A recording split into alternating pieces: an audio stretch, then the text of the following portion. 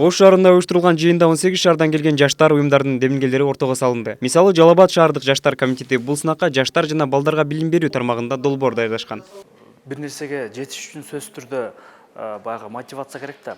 Анан булардагы 3 миллион сом, 2 миллион, 1 миллион деп сыйлыктарды коюшкан. Анан бардык шаарлар ошого жетиш үчүн максималдуу аракет кылып атат.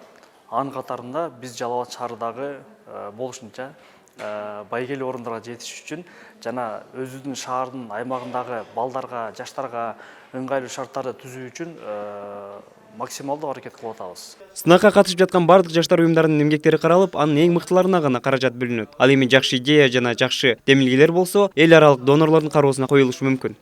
Бул сынактын жыйынтыгында биринчи этапта алар акчалай сыйлык алышат. Экинчиден эң мыкты 10 шаар эл аралык деңгээлдеги сертификат алат. Жаштарга жана балдарга ыңгайлуу шаар деген. Бул сертификат бирден бир аларга аябай жакшы колдоо болору. Бул эл аралык деңгээлде бүгүнкү күнү каражаттар аябай көп. Жаштарга, өспүрүмдөргө, балдарга берүү максатында. Ошол гранттарга жана мындай жакшы бир каражатка мындай бир жакшы жол ачып берет да. Жаштарга арналган долбоорлор көп болгону менен анын баары эле өз максатына жетпейт. Анын башкы себеби катары жаштардын сунуш пикирлерин эске албагандыгында. Бул жолу сынактын негизги өзгөчөлүгү да жаштардын өздөрү көтөргөн демилге долбоорго гана каражат каралат. Жаштар жалаң гана балким мындай бир мамлекеттик кызматка умтулбай, ошол көбүрөөк бизнес мышление кылып, ошондойго умтулсун деп.